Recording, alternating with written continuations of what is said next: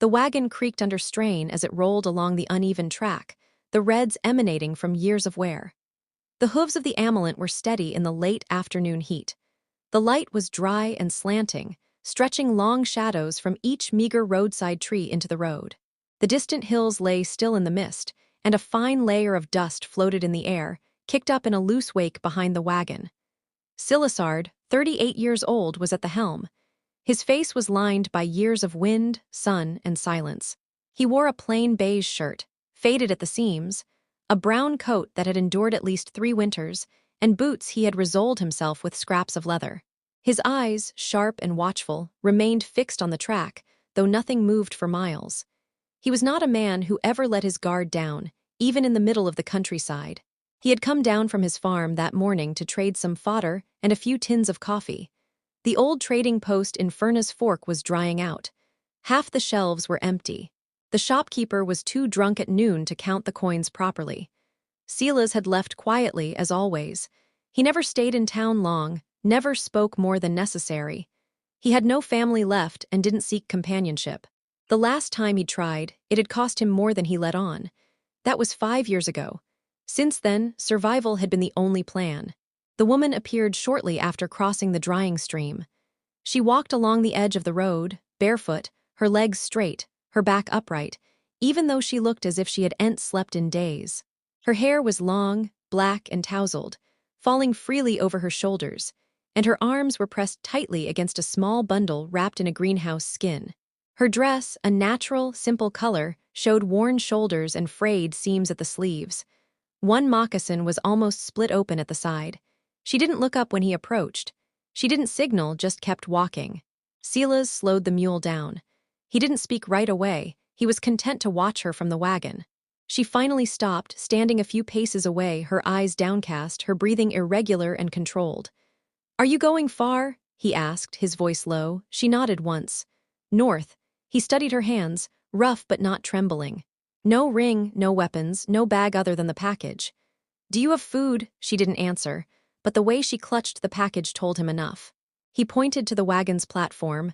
"You can get in. Don't speak if you don't want to." She climbed in without hesitation, without looking at him, without looking around. She sat on the far side of the seat, facing forward. There was no fear in her eyes, no confidence either, just vigilance. She moved like someone who had known danger and learned to stay still until it passed. They drove for almost an hour without a word. The path narrowed in places, forcing the mule to slow down. Neither of them changed position. Silas felt his jaw tighten from time to time, but there was no discomfort. There was silence. He was used to being alone, but being alone next to someone without knowing what they expected was different. Finally, she spoke. Her voice was calm, flat. "My name is Anna. I'm from—" He nodded slowly. "Silas." Another silence stretched before she continued. "My husband died 2 years ago. You're near Fort Burnett. I used to live with my uncle's people, but they moved south. I stayed behind. Now I'm trying to reach relatives near Rockalo." Silas didn't reply. He knew this part of the world, mostly open plains and thorny bushes. A dangerous place to be alone. "You gave me water," she said next.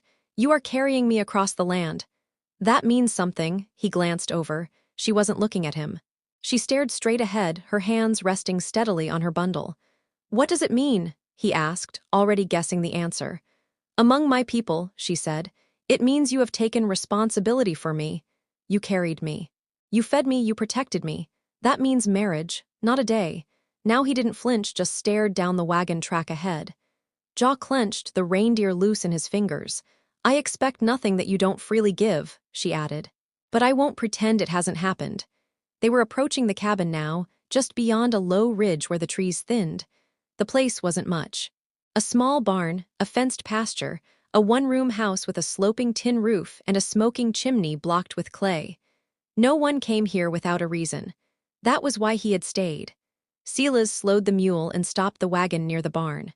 He got out, his boots sticking dry to the earth, then went to the back and untied a crate of fodder. He said nothing. She went downstairs herself. No complaint, no hesitation. She stood for a moment, observing the barn, the corral, the silhouette of the cabin against the approaching twilight. Then she turned to him. "I'll sleep in the barn." He shook his head. There's a lantern hook inside, a bucket of water by the door. He didn't go with her. He didn't tell her to stay or leave. He simply carried the sack of fodder to the coral, his back tense with a strain he didn't yet understand. Inside the cabin, he lit the small oil lamp, stirred the beans in the pot, then poured them onto 2 plates and placed them on the table. She came in without being asked. She didn't sit down before him. They ate in silence. When they had finished, she rinsed the plates without being asked and went out again. The barn door creaked and closed behind her. Silas stood alone in the center of the room. The lantern's light flickered on the bare floor. He didn't feel threatened, trapped, but something had changed. And not just outside. She had spoken clearly, hadn't begged, hadn't assumed. She had simply stated what was, and now he had to decide what that meant. He checked the lock of he opened the door, adjusted the window latch, and sat down by the wall, the scraping of the chair legs loud in the silence. In the back, the woman tapped her foot once. He stared at the wall for a long time before finally getting up to blow out the lamp. Hands would bring more than chores. The sun rose late, not the thin ones above the low ridge. It barely warmed the brittle frost clinging to the fence post and the barn roof. Silasard stood by the well, working the rope slowly, the creaking of the pulley breaking the morning silence. His breath floated in front of him, short and steady. The mule chewed dry fodder in the pen, swishing its tail against nothing. The barn door opened with a soft groan. Anna came out, the same bundle tucked under one arm. Her braid was neater than the day before. She wore the same dress, worn from the journey, but had cleaned the seams with water from the trough. Her eyes met his briefly before drifting to the ground. She didn't say hello. Neither did he. She walked toward the small woodpile and she crouched beside it and began sorting through what was usable. No hesitation, no permission asked. She gathered 4 sturdy logs, carried them onto the porch, and disappeared into the cabin. Silas didn't follow her. Instead, he carried the full bucket to the trough, poured it slowly, then another. His thoughts remained calm, but something inside him kept checking the yard as if it no longer entirely belonged to him. Inside the cabin, she had already lit the stove. The fire crackled low but steadily, and the remaining pot of beans had been placed on the iron plate. Not for herself. She hadn't touched a spoon. She sat on the floor with a cloth across her knees, mending a torn seam on the blanket he'd thrown her the day before. He watched her from the threshold, uncertain whether to come in. She didn't look up. "I was fixing the fence today," he said after a pause. His needle stopped mid-stitch. The north corner of his buttock, Silas blinked once. That corner had been sagging for weeks. He hadn't mentioned it. She resumed her sewing. The horse might push if the thread broke. He came in and walked over to the table. She didn't shift her position, didn't wonder why she had traveled the land before sunrise. She simply carried on working. By noon, the sun was high, and sweat began to bead on his neck as he worked the posts along the far edge. The ground was hard from the drought, but he drove each stake deep with the same steady rhythm he used for everything. The thread had frayed in places, twisted where a coyote might have tested it. He replaced 2 whole lengths, taking his time. At one point, he noticed movement near the grays. She was dragging a wooden crate across the yard, pulling it toward the back of the cabin. Soon after, she reappeared with a bundle of twigs tied to it. She began to sweep the porch. She didn't glance at him, didn't signal. She was simply working. He straightened up from the fence, rolling his shoulder. Part of him wanted to ask what she was doing. Another part already included. Late that afternoon, a plate had been placed on the table again, this time with fresh cornbread, simple but well-made. She had found the box of flour and the pan without him saying where they were. The hair was cleaned, the kindling split and stacked beside it. When he came in, his coat dusty and his back tense, she was standing by the window, her hands folded in front of her. The package was still in the corner, untouched. "Do you have a message you're waiting to send?" he asked, nodding his head toward the package. She shook her head. "No, it's nothing more for the trip." He nodded once and sat down. She joined him silently again. They ate without a word. The bread was dry around the edges but warm. She poured water from the cup into her glass and then into his. It wasn't servitude, just rhythm. After the meal, she got up and put away the dishes. He got up too. "Do you plan to stay long?" he asked frankly. Anna looked at him.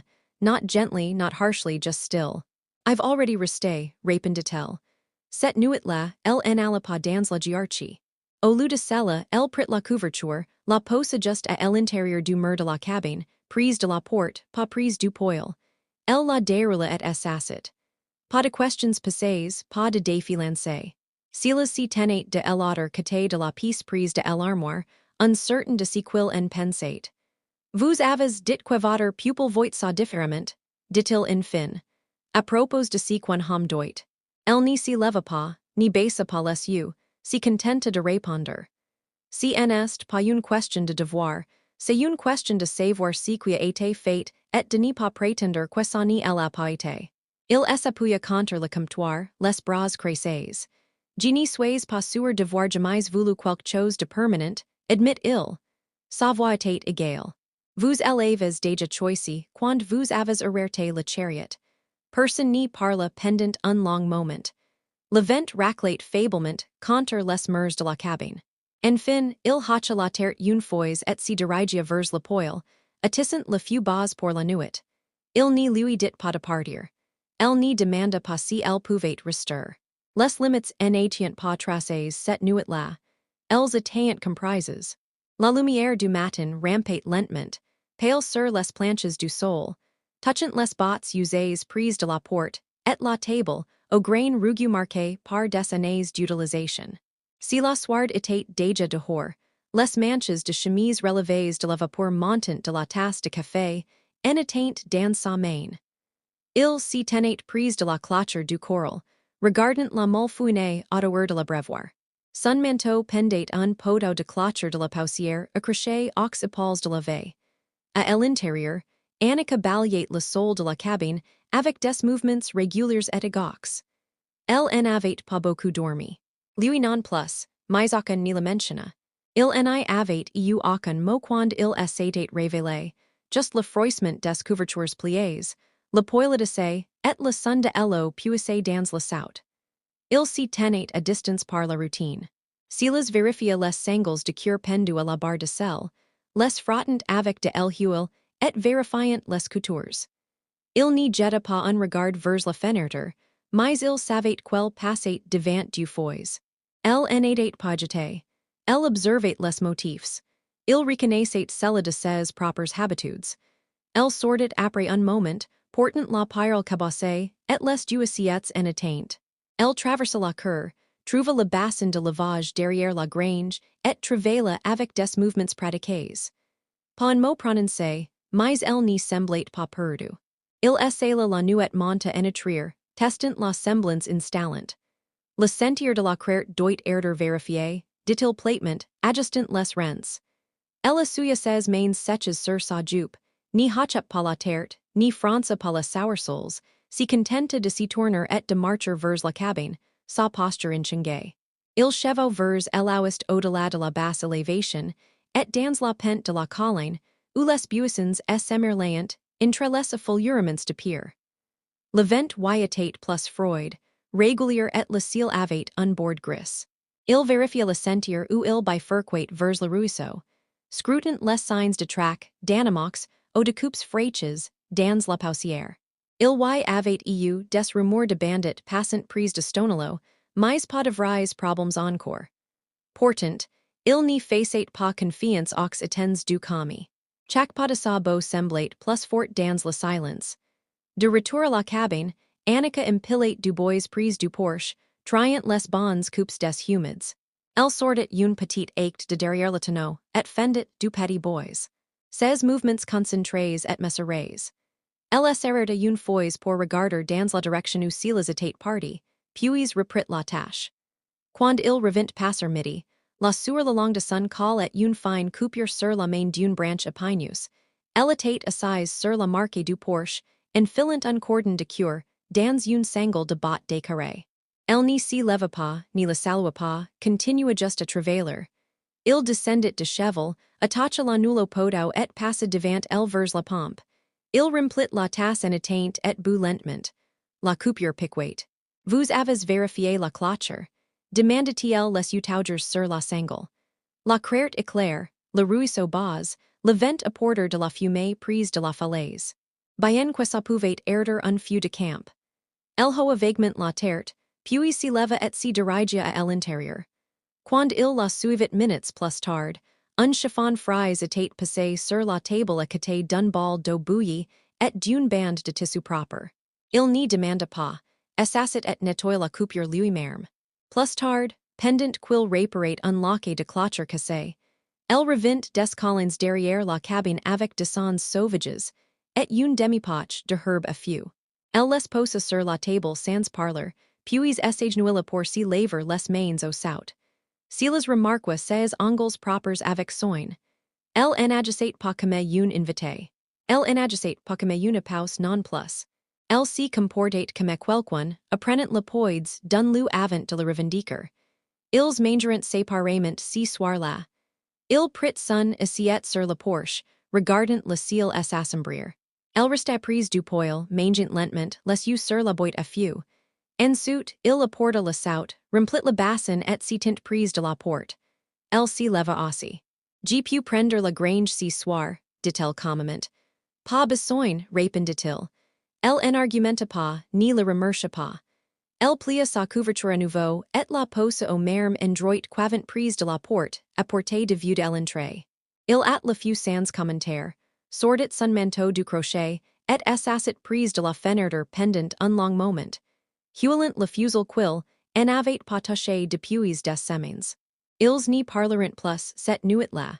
Mais la façon dont elle posa la tasse en éteinte à l'envers après l'avoir lavée, et la façon dont il laissa la lampe, allumera à moitié jusqu'à ce que sa couverture soit installée. Si aidait les marqueurs. Les corvées les divisient par tâches mais chaque décision les rapprocha par trois pas par pression, just par le fait de rester. Le coup frappa just passé midi. Trois coups fermes contre la porte de la cabine messerée. Pas frénétique pas hésitant. Silas leva les yeux de là où il s'y tenait prise du poil, les coudes dans une caisse de clous, et de charnière cassée. Le marteau dans sa main s'immobilisa. Il n'y bougia pas tout de suite.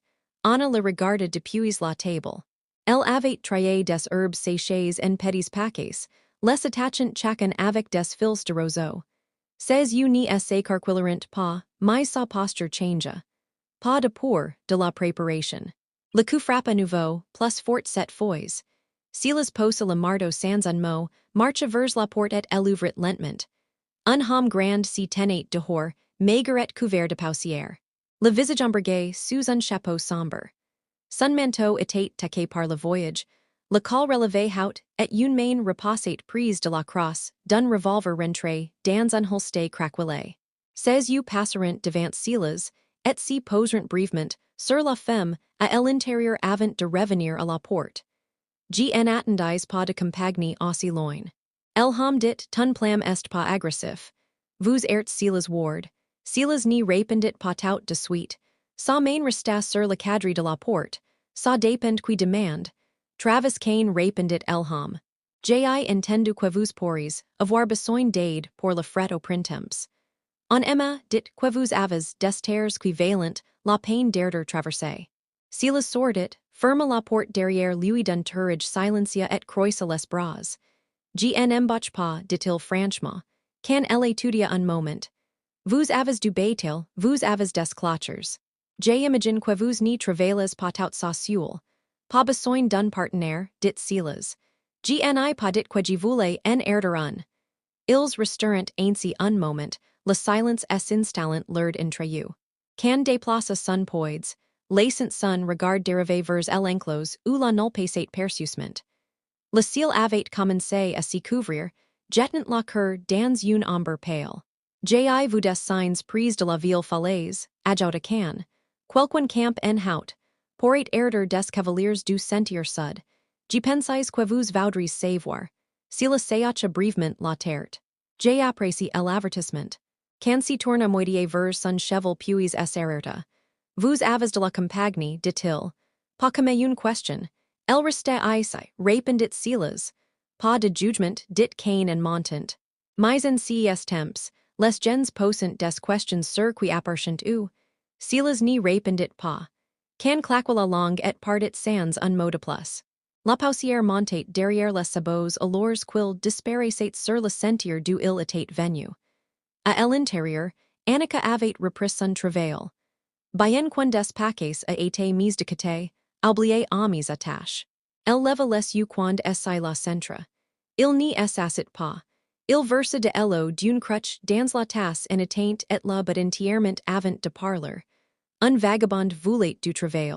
Anna le regarda. Vous élèves renvoyés. Il n'était pas assez pour travailler. Elle hoa la terre une fois, reprit la tâche du paquet. Quelqu'un camp prise de la falaise, dit silas.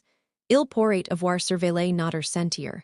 Annika posa le paquet fini de côté et s'y leva.